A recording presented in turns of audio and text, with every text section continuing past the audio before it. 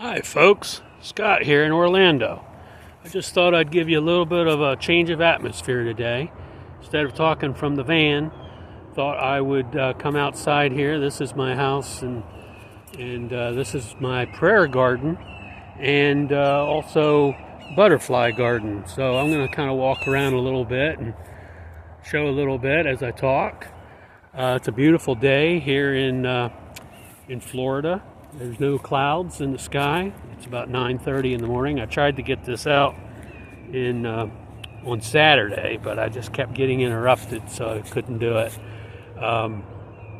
It was a big week last week. Lots of different things happening, things that I observed, and I just wanted to talk a little bit about that and touch base. This again is my prayer garden. I come down here sometimes on weekends, and I'll pray a little bit, talk, and just enjoy the weather. I just planted these pumpkins the other day. Hopefully that's going to spread.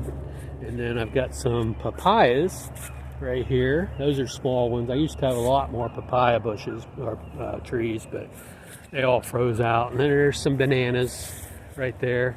Right here is olive.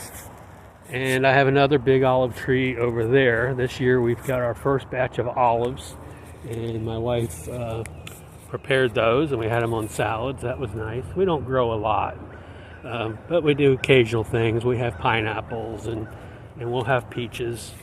And I'll walk down here. This is the other olive tree right here, and then this is a peach, and these are loquats. And in the mornings when the loquats are developing, I'll come down here and just in the morning get 3 or 4 before I head off to work. And the butterflies like this little. These are firecracker plants, I believe, the orange ones. And anyway, so. That's about it for the garden. We got a chair here. Sometimes I'll come down and just chill. So what I wanted to talk to you about today is just things that go on and how in society right now we have a lot of evil happening, and we have good. We have good, but in the news, all you see is evil about, the war in Israel, and you get these shootings. Over the weekend, there was another shooting in Alabama, and it was really gang activity, I think, but a lot of people got hurt, 21 people, and then you have these school threats again, and I don't want to get doom and gloom, but, we have this going on around us, and we really have to decide for ourselves, what kind of life do we want to lead? Do we want to be part of this society where nothing you can trust, in no truthfulness? Or do we want to live a life that is based on some truth and be able to just express ourselves without the anger and getting angry with our neighbor or whoever we're angry with? And we have a choice. We can decide that we want to have a peaceful life, and we can try to manage these things that happen in our lives or things we hear about. We don't have any control. I have no control over anything that happens in Alabama, but I hear about it and it affects me because, you get emotional about people getting hurt and that kind of thing. But I guess my whole point of the matter is that there is a better way. And, if you're struggling with the anxieties of this world, of things that go on and how to spend your life, I think that the first thing you should do is probably just try to put your trust in Jesus. Try to pray about it and say, look, I want to live a particular kind of life, and I want you to come into my life and help me with that. And He'll be there for you. You know, He promised us that if you ask, you shall receive. And, you know, we are forced every day to deal with evil and hear about evil. And it's really up to us to focus our mind on things that are good. And I just want to reiterate that. I try to do that. It's still tough in today's world.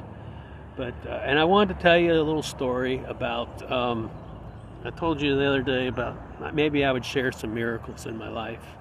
And so I'm going to do that right now, something that I'm very proud of. So back in 2007, my wife and I, we adopted Lily from China. She was in an orphanage from the time she was, I guess, a few months old, 6 months old, and she was there for about 5.5 years until we came along and adopted her. And it was in our heart at the time to do an adoption. And I don't know why we chose China, but it was just in our hearts. And we did have a woman down the street who was a facilitator, Martha, and she had adopted a baby, Hannah, from China before us. But we weren't really looking for a baby. We wanted to give somebody an opportunity that was 5 or 6 years old that didn't have an opportunity.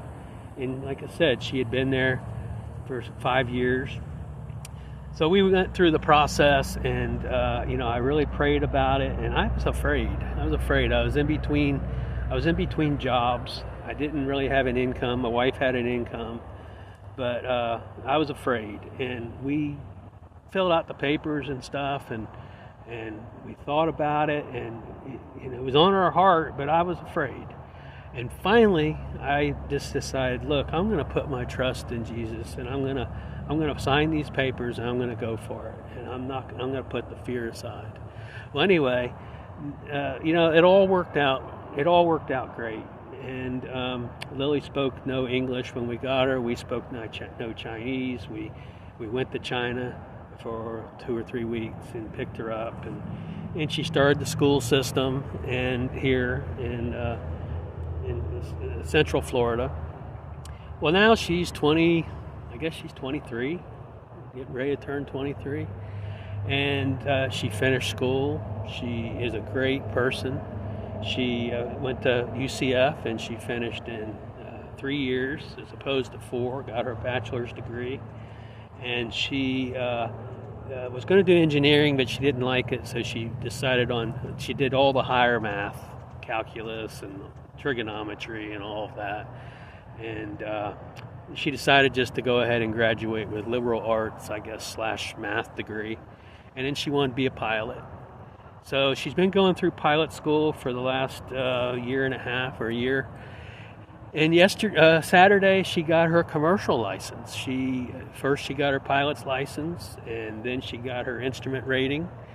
And she's right on track to finish in about a year and a half, and then she'll start maybe being a trainer.